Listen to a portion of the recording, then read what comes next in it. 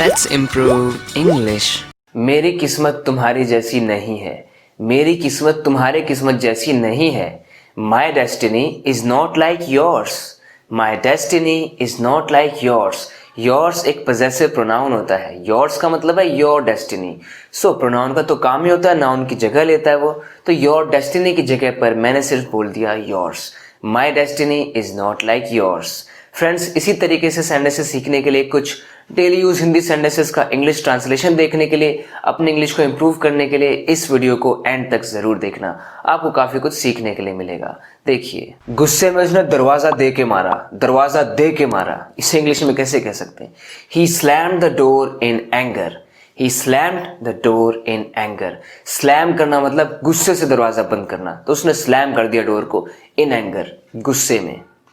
वो कमरे के बाहर चला गया, पैर पटक पटक के कमरे से बाहर चला गया. पैर पटक पटक के, जैसे जब कोई गुस्से में होता है तो एकदम पैर पटक पटक के ऐसे चलता है ना, उसके लिए इंग्लिश में वर्ब होता है stomp. He stomped out of the room.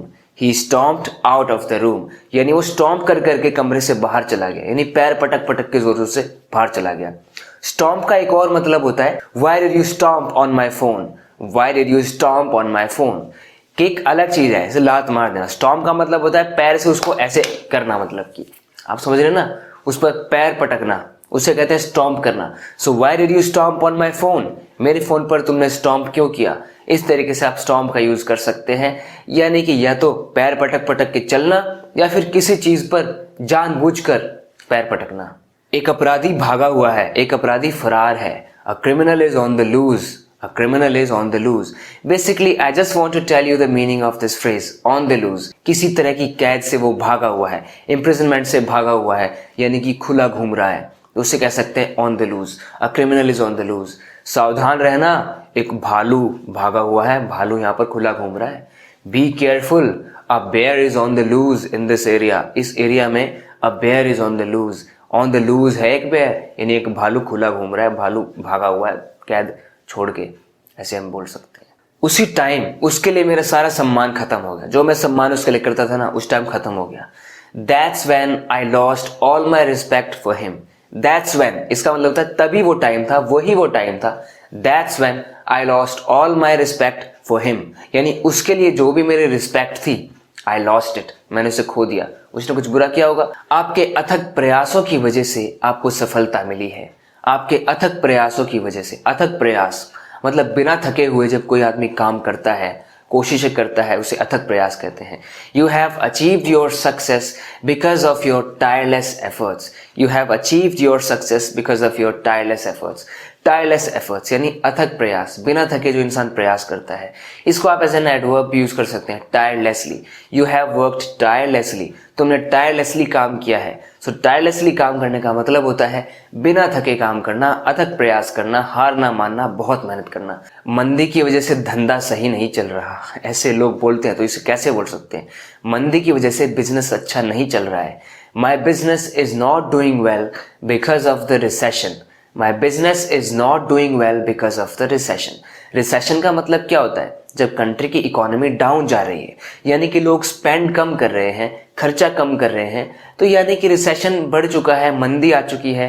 Businessman के लिए बहुत मुश्किलें बढ़ रही है, बिजनेस चलाना मुश्किल हो रहा है, इकोनॉमी डाउन जा रही है कंट्री की. उस स्थिति को रिसेशन कहते हैं. हिंदी में मंदी कहते हैं, आर्थिक मंदी भी कहते हैं. So my business is not doing well because of this recession.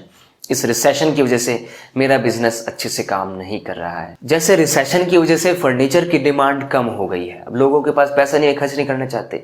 The demand for furniture has fallen due to the recession. The demand for furniture has fallen, यानी फर्नीचर के लिए जो डिमांड है ना, वो गिर चुकी है, कम हो चुकी है.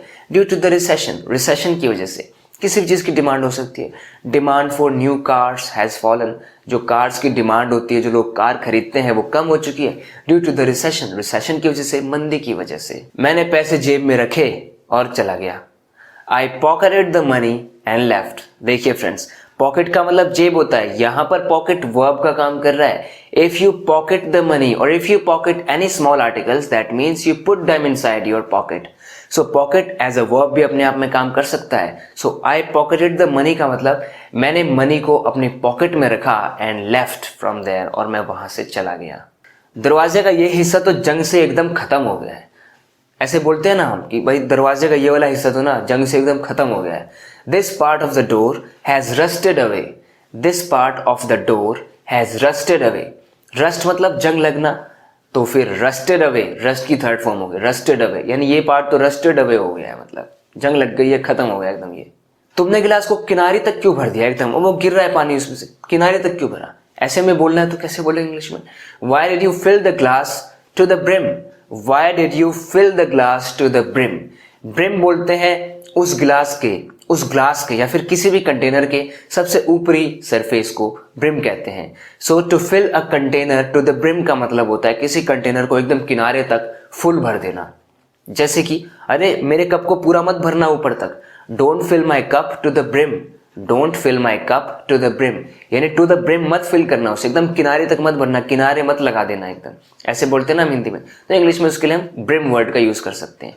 वैसे ब्रिम का मतलब होता है, ब्रिम का एज अ वर्ब भी आप यूज कर सकते हैं जब आपके अंदर कोई इमोशन भरा हुआ है, जैसे कि वो कॉन्फिडेंस से भरपूर है एकदम, उसके अंदर पूरा कॉन्फिडेंस है, तो हम बोल सकते हैं ही इज ब्रिमिंग विद कॉन्फिडेंस। ये मैंने पहले भी शायद किसी वीडियो में बताया था ब्रिमिंग का एज अ वर्ब यूज। तो he is brimming with confidence, he is brimming with confidence. Commonly ऐसे ही बोला जाता है कि आंसुओं से भरा हुआ है उसका मन, तो हम कैसे बोल सकते हैं वो आंसुओं से उसकी आंखें भरी हुई है, his eyes are brimming with tears, और he is brimming with tears, ऐसे भी आप यूज कर सकते हैं। और ब्रिम एज अ नाउन का मतलब होता है कंटेनर का सबसे ऊपरी एज जो होता है, जो सतह होती है। So don't fill my cup to the brim, एकदम किनारे लगा के मत भरना कप को। आइसक्रीम के पैसे मैंने खुद अपनी जेब से दिए थे। कई बार हम ऐसे बोलते हैं ना कि उस फलानी चीज के पैसे मैंने अपनी जेब से दिए थे, तो इससे हम कह सकते हैं I paid for the ice cream out of my own pocket. I paid for the ice cream out of my own pocket, out of my own pocket यानी अपने खुद की जेब से मैंने उसके लिए पे किया था। I paid for the food out of my own pocket, खाने के पैसे मैंने अपनी जेब से दिए थे। सो उस वर्कर की सैलरी मैंने अपनी जेब से दी थी। I paid the salary of that worker out of my own pocket, अपने खुद की जेब से मैंने उस वर्कर की सैलरी दी थी। मैं पेड़ पे किसी तरह मेहनत करके चढ़ा, गिर पड़ के। So I climbered on to the tree, I climbered on to the tree. Friends आपने क्लाइंब तो सुना होगा ना, क्लाइंब मतलब चढ़ना होता है, लेकिन जब हम ये बयां करना चाहते हैं ना कि चढ़ने में बहुत मेहनत लगी है, when you climbing up somewhere, when you're climbing onto something with great efforts and you're trying really hard using your hands and feet and you're trying really hard to climb up onto some place, so that means you are clambering. So एक और word होता है हमारे पास English में clamber. I clambered onto the tree, मैं tree पर मैंने क्लैम्बर किया। क्लैम्बर करना मतलब किसी तरह मेहनत करके हाथ पैर मार के मैं पेड़ पर चढ़ा। सो क्लाइंब मतलब चढ़ना और क्लैम्बर मतलब किसी तरह हाथ पैर मार के मेहनत करके चढ़ना, क्लैम्बर।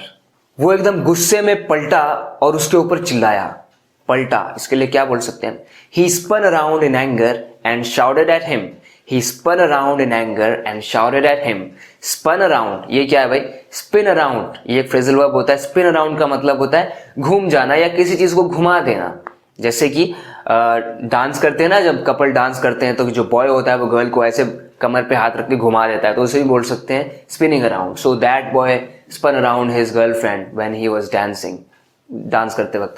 और एक स्पिन अराउंड खुद घूम जाना, वो एकदम पलटा, एकदम से घुमा, जल्दीबाजी में जल्दी से घुमा ना, तो उसके लिए आप स्पिन अराउंड का यूज करते हैं। ही स्पन अराउंड, और स्पिन की सेकंड फॉर्म स्पन होती है। He spun around and shouted at him, वो एकदम मुड़ा, एकदम पलटा और उसके ऊपर चिल्लाया। फ्रेंड्स जो भी चीजें मैं आपको सिखाता हूँ ये बहुत कॉमनली यूज होती है स्पोकन इंग्लिश में, आप बेझिझक इसका यूज कर सकते हैं।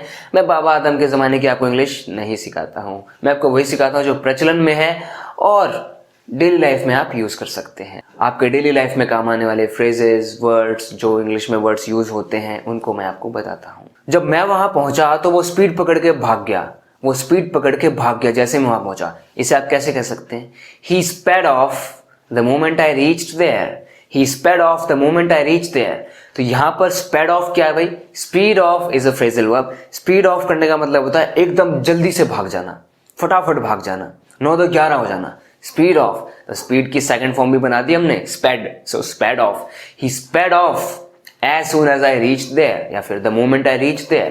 जैसे ही मैं वहां पहुंचा, he sped off, यानी वो एकदम स्पीड पकड़ के भाग गया। जैसे हम हिंदी में बोलते हैं ना, स्पीड पकड़ के भाग गया। He sped off. फ्रेंड्स, आशा करता हूं कि आपको इस वीडियो से कुछ ना कुछ तो सीखने के लिए मिला होगा और अगर इसी तरीके से आप अपने इंग्लिश को इम्प्रूव करते रहना चाहते हैं तो इस चैनल को सब्सक्राइब ज़रूर करना अगर आपने अभी तक नहीं किया है तो। ओके फ्रेंड्स, मिलते हैं नेक्स्ट वीडियो लेसन में। Till then take care and bye bye.